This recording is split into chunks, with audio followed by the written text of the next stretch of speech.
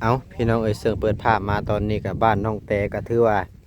สร้างเพิ่นก็ได้แอมบ้านนะแล้ว3 ด้านเป็นที่เรียบร้อยเนาะซึ่งเป็นว่าด้านหน้าเนี่ยก็ได้ใส่ไปแล้วแผ่นหนึ่งเนาะซึ่งมันว่าตอนแรกเนี่ยเพิ่นก็จะทำการแอมข้างในซึ่งมันได้แอมข้างในแล้วก็น่าจะเสร็จสิ้นหลังจากที่เสร็จสิ้นเพิ่นก็น่าจะนี่แหละใส่หน้าต่างหรือว่าบานประตูนี่แหละเนาะเดี๋ยวจะอัปเดตรอบๆอีกก่อนจากบาทจากใด ว่าหลังจากที่แล้ว3 ด้านแล้วมันสิออกมาหน้าตาแบบใดงามบ่หรือว่าจังใดก็ถือว่างามหลายพี่น้องเอ้ยเราก็คอยมึงอยู่ไกลให้งามได้ข่อยมาจนบ่จื้อบ่จื้อเลยบ่จนบ่จื้อโอ้ว่าเฮือนไผ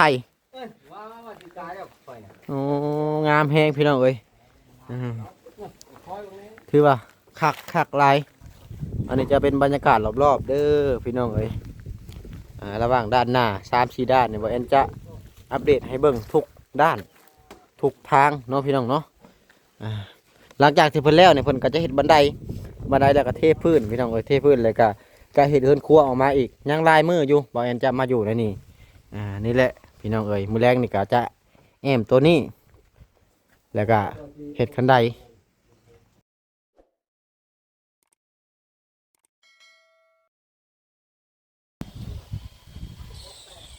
สบายดี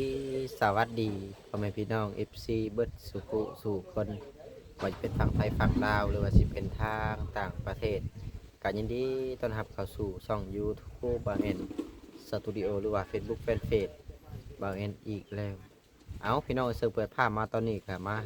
อยู่บ้านของน้องแต่เพิ่นเด้อซึ่งแม่นว่าบางเอ็นก็กำลังเดินทางเข้ามาเนาะพี่น้องเนาะแปลว่าช่วงเช้าๆน่ะก็ค่าเวียกเล็กๆน้อยๆอะไรเนาะพี่น้องเนาะกับพอดีว่าบางเอ็นได้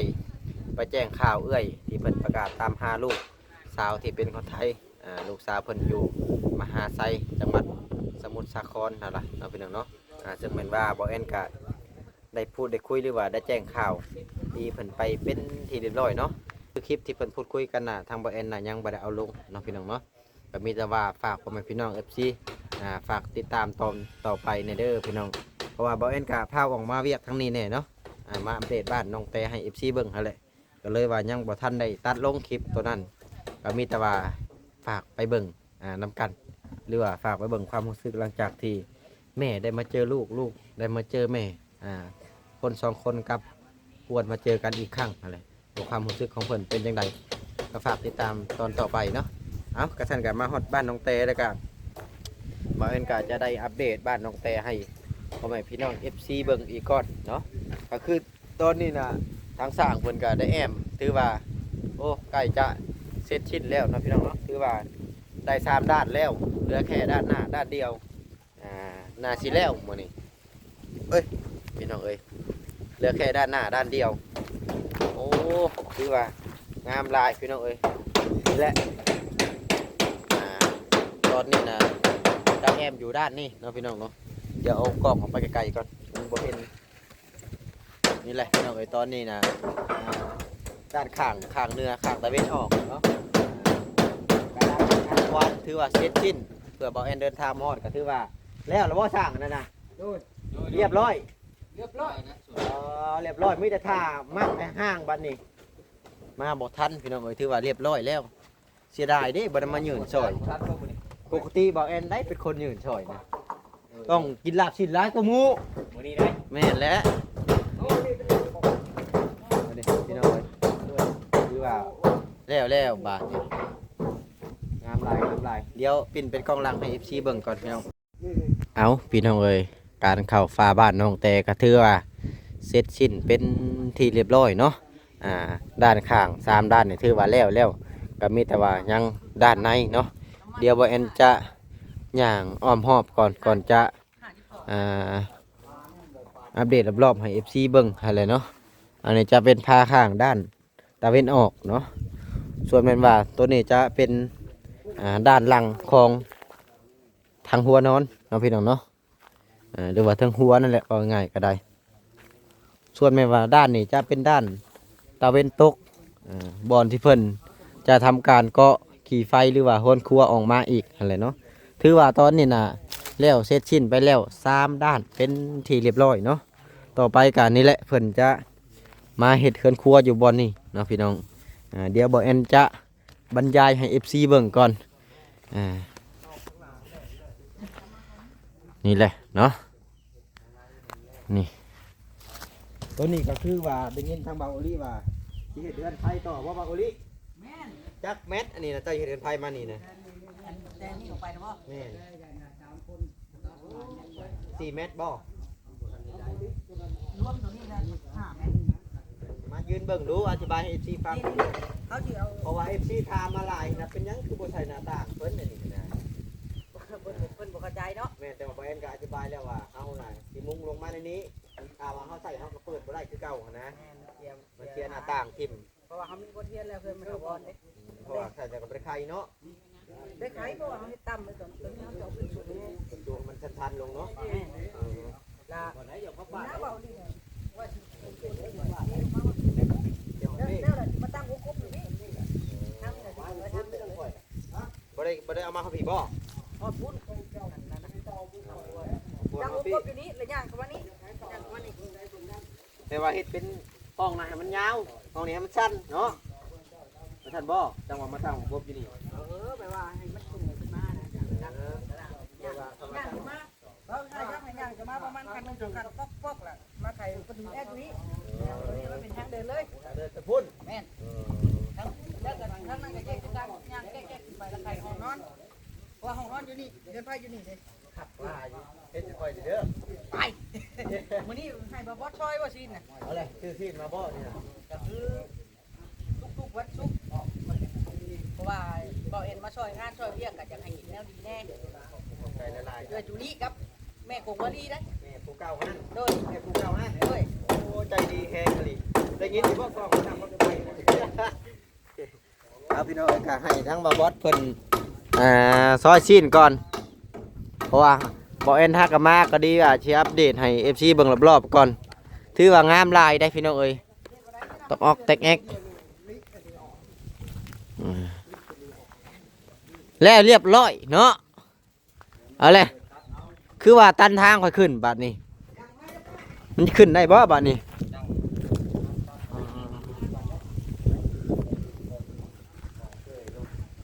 แล้วเรียบร้อยบ่สร้างเวียง3 ด้านแล้วเนาะยังเรือด้านสุดท้ายคือด้านหน้าสิอัดด้านหน้าก่อนบ่นี่นะบ่แอมมันนี่น้อยเดียวนี่แหละอ๋อแผ่นหนึ่งทางเบาลีว่าอยากให้มันบ่เห็นไม้เดี๋ยวนี้บ่อยากให้เห็นไม้อันนั้นหั่นโดยอ๋อแหกเสาเลยนี่ออกแหกหัวมันออกหน่อยนึงให้มันใส่ไม้เพื่อให้มันเข้าประมาณให้มันได้แผ่นหนึ่งโดยเจ้าคือบ่จ้างมอดมากัดโลดโอ้ยมอดมันบ่เอาเงิน บ่เอาเงินคือคนบ่สร้างได้สร้างได้พอได้รุดดอกบ่ได้อยากน้ำแข็งทุกคนเงินเนาะมอดเนาะบ่กินน้ำแข็งเนาะโอ้ชีทาบังมาปาดถิ่มเนาะเอาวางได้โมได้บัดแล้วก็มาทาคืนเนาะมันบ่ได้เห็นอยู่แล้ววางมันปกไว้เนาะอ้าวพี่น้องเอ้ยกันทั้งเรือด้านในใส่ด้านนี้แฟนหนึ่งกับเช็ดชิ้นแล้วมื้อนี้น่าจะโอ้ถือว่า 99.9 เลยมื้อนี้การแอมผ่านี่คิดว่าได้ยังบ่ทันฮอด100กับ 99.9 บางทีน่าจะ100นะมื้อนี้แอมผ่าน่าจะแล้วและบ้านประตูสุเจ้าเห็นอันใดมันสิกบได้บ่บาดนี่หน้าต่างนั่นแหละทางเข้านั่นแหละทางเอาบ่เห็ดไปซะเลยใส่มากว่าแต่เฮือนเจ้าผมใส่เป็นบานมาเลยมาตั้งเบิดบานเบิดวงกบเลยมันจะง่ายมีเอียงมีอย่างอีกแม่นพอมันเข้าได้เลยเด้มันไข่ได้แต่อยู่เพื่อนผู้เนาะแม่นแหละเพื่อนเจ้าบ่ได้บอกเขาเห็ดวันนั้นบ่เพื่อนข่อยมีไฟฟ้าเห็ดยามได้ก็ได้มันไม่มีไฟฟ้าเด้มันลำบากได้เพื่อเจ้าจิตัดตีนวงกบหัววงกบอีกเทยข้างมันอีกฆ่าเลยบ่จ้างมอดตีมากัด จ้างมอดชาวแต่อายุ50พุ่นแล้วสิได้อยู่ บ่าวบอสเพิ่นซอยซีนเพิ่นว่าบ่แอนซอยหยังบ่ได้ให้กินเพิ่นว่าข่อยต้องซอยเองเพิ่นว่า อันนี้หลายๆคนว่าโอ้บ่แอนยั่วขึ้นเลยๆเดี๋ยวมันก็ใส่เพิ่นว่าเพราะว่ามันบ่ใส่นะเพราะว่าทั้งแม่ตู้แล้วก็ใส่นี่ตลอดแต่ว่าเราใส่ให้มันนอนซะก่อนแล้วจังใส่มันบ่ใส่บ่ฮู้ว่าเป็นหยังแต่ว่าสร้างตัวนั้นก็ใกล้ๆกันมันหักใส่พอมีลายสร้างอยู่นะพี่น้องแต่ว่ามันหักใส่นั่นแหละซึ่งเมื่อวานทางบ่าวอุลีก็นี่แหละได้ทำการซื้อน้ำหรือว่าให้ทางเพิ่นเอามาให้โอ้ถือว่าแล้วบ้านนี้สบายดีแม่ตู้อันนี้แหละแม่ผู้ที่เฮ็ดกินให้แต่ละมื้อครับบ่มีแล้วเนี่ยก็ยากได้บ่จักสิไปหาอันนั้นหานี่นี่แหละเฮาก็ได้กินน้ำลาวก็ได้กินน้ำเฮาเนาะแม่ตู้ แม่น ต่างคนต่างอาศัยกันเนาะหำสบายดีป้าลุงดู สบายดีลูกมันดี โอ้นี่แหละอยู่กับหลานน้อย2 คนเฮ็ดหยังกินน้ำแข็ง บอกอย่ากินน้ำแข็งนั่น คือว่าวานนี่คือว่าเป็นลมบ่ แม่นั่นแหละนี่เด็กกัน เพิ่นไปตากแดดพี่น้องเพิ่นไปหาของกับป้อม แม่ นี่แหละบ่อนอยู่บ่อนเช่าก็เนาะแม่ตู้นี่อยู่กับหลานน้อย2 คนตอนนี้เพิ่นกำลังล้างผักสิลาบชิ้นงัวบ่าวโอลิไปซื้อมาเมื่อกี้นี้ไปเบิ่งบ่าวบอสก่อน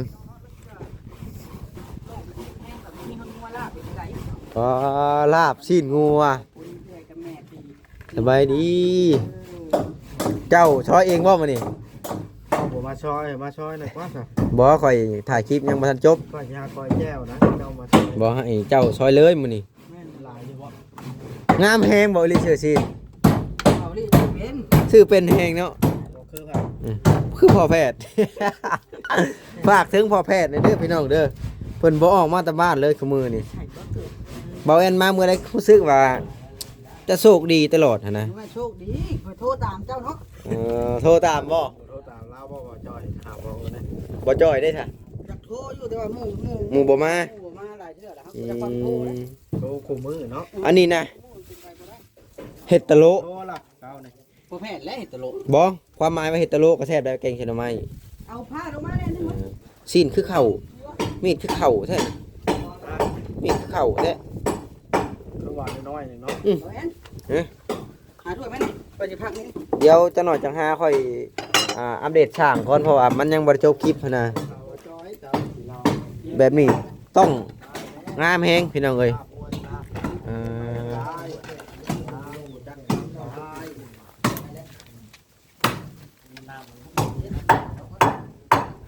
อันเด้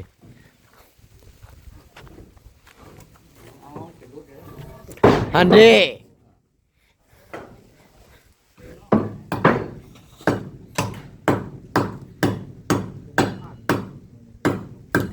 เอาสกัดอยู่นี่ เสาบ่เสามาจิกเนาะ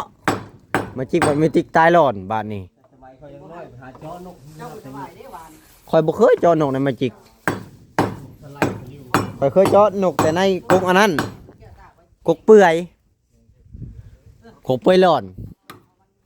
โตอย่างลูกเขียวว่ะ นกกระโดก บ้านข่อยบ่มีเด้ บ่มีบ่บ้านข่อยก็บ่ได้ยินแล้วบ่ยินเสียงห้องแล้วจักไปทางใดเบิดแม่นบ่ฮู้ว่ามันไปทางใดนกกระเจ้าก็ยังบ่มีนะ ไปเมืองไทย แต่ก่อนนี่มันจะห้องเนาะ ไปไทยไปแล้วมันยังกับตะปาดก็ยังหลาย นกกกก็บ่มีเลยได้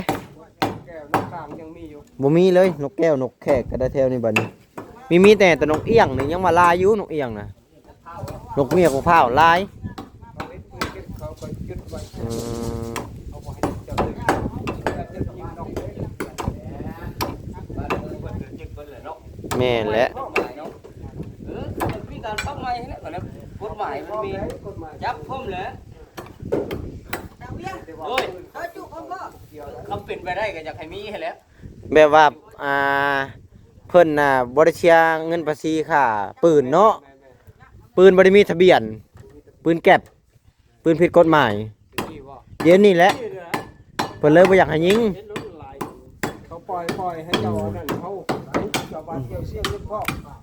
แต่ว่าเฮาหลักยิงก็ได้อยู่ ปลาหลายอยู่แฝงแต่ละวันหลายอยู่ บ่เคยไปฮอดชาละวัน เขาไป ฮอดแต่สวรรณเขตปากช่องเบิดเท่านี้ ตลาดดง ตลาดดงทำไมตลาดดงออนไลน์เนาะมีทุกอย่าง ทำของวันป่า หลาย เอาไปขวาอยู่แถวนั้นสิได้หลายเด้ อืม วันจำเป็นต้องปืนนะเด้จำเป็นต้องมีปืน มีเงินเลยพอ มีอันนั้นเหรอพ่อ เออ ไก่ปลาอยู่แถวจะฮอดบ้านนุกุ้งมันนี่ยามปากทางด้วย ไก่ป่าบ่ทางแหวลงบ้านเจ้าหั่น ยังมีหลายอยู่นะป่ามันอยู่ใกล้ ทางแหวลงบ้านเจ้า ทางแหวลงบ้านเจ้าหั่น นะทางหม้ออ่ะ นั่นหั่นแหละหลายแถวนั้นน่ะเขาบินปึ้งปังพาป่าอยู่หลายแถวนั้นน่ะ ใช่ที่เห็นไปหาบ่ บ่ฮู้ว่าเฮงห้ามบ่แต่บอกเขาเห็นกับป่าหลายแถวน่ะ มันแบบมันอยู่ในดอนหอดอนทะเลแถวนี้มีแต่ไก่ปู แม่นไก่ผู้ ไก่ปูมันมีไก่แก่ ไก่ผู้ หอนแต่ปลาอยู่บ่ไก่ปู ข่อยมามื้อน่ะไก่ผู้บินขวาหลังปรึ้งโลดสองโตได้หลายลังกันเลย วันนี้เอาเห็นไก่แม่บ่ไก่แม่วัน อืม โตเดี๋ยวว่าเป็นสีดำๆเนาะ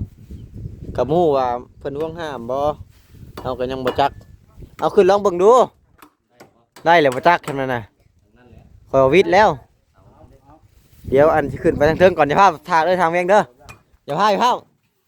ขอยันผ้าเจ้าฮักตกมาใส่ข่อยนะเอาพี่น้องเอ้ยถือว่าแล้ว3ด้านเป็นที่เรียบร้อยออกมาแงมงามขนาดพี่น้องเอ้ยมันกะสิบ่ได้ซากปานใดเด้อพี่น้องเพราะว่ามันเป็นเสากลมมีแต่ว่าเฮาซ่อนตัวนี้เอาก็เลยบ่ได้ซากคือมื้อนี้ก็สิให้ทั้งสร้างเพิ่นถ้าเพิ่นแล้วเวียกก็สิให้เพิ่นมอบตัวนี้แล้วก็มอบหน้าตัวนี้เนาะเฮาก็อัปเดตให้เบิ่งโอ้รู้สึกว่าลมแห้งขึ้นมาถึงนี่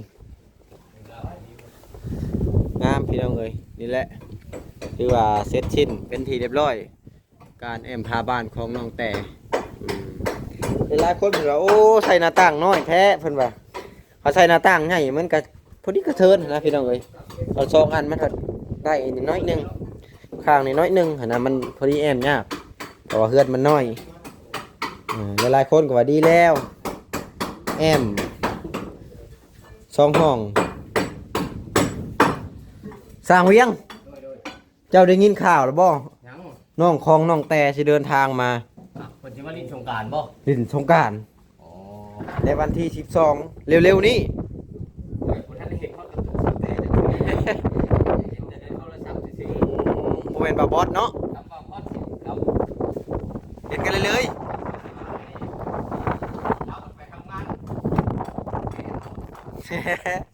เจ้าเห็นกันเลยอยู่ ข่อยบ่ได้เห็นนะ เห็นแต่ในโทรศัพท์เกิดบ่ได้ เห็นในโทรศัพท์ได้ โอ้จำกันแล้วปล่อยที่เจ้าก่อนเนาะ อ่า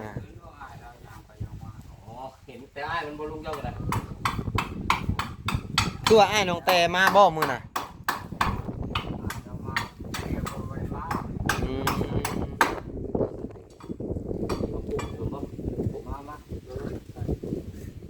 เอาขึ้นใส่ลองเบิ่งดู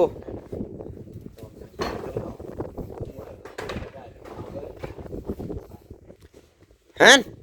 ข่อยว่าต้องตัดไม้ตัวนี้ออกก่อนจะขึ้นได้ คิดว่าจะคิดว่าคือมาโอ้โอ้โอ้โอ้โอ้ เป็นยัง อืม เป็นยังไงตัวน้อยเป็นยังไงพวกมึงน่ะ อ่า บึ้มตลาดแค่แน่เดี๋ยวผมทุ่มเดี๋ยวมันจะวัดตูดไปทางนั้นแหละให้มันได้เจอต่อทางนี้ โอ้โหตอก งามเลยเด้เนี่ย โตได้ได้ดิ เรื่องได้ตอก เจ้าไปเด้อ ทั้งนี้เอายับขึ้นอันเพียงกันลุงแผ่นหัวแผ่นจุกันเลยนี่ยังจะต่อบ่เทิงบ่โอ้พอดีกระเทินเนาะอืม เอาคนไก่คน ปกติเขาเซาไม้กลมนี่แหละ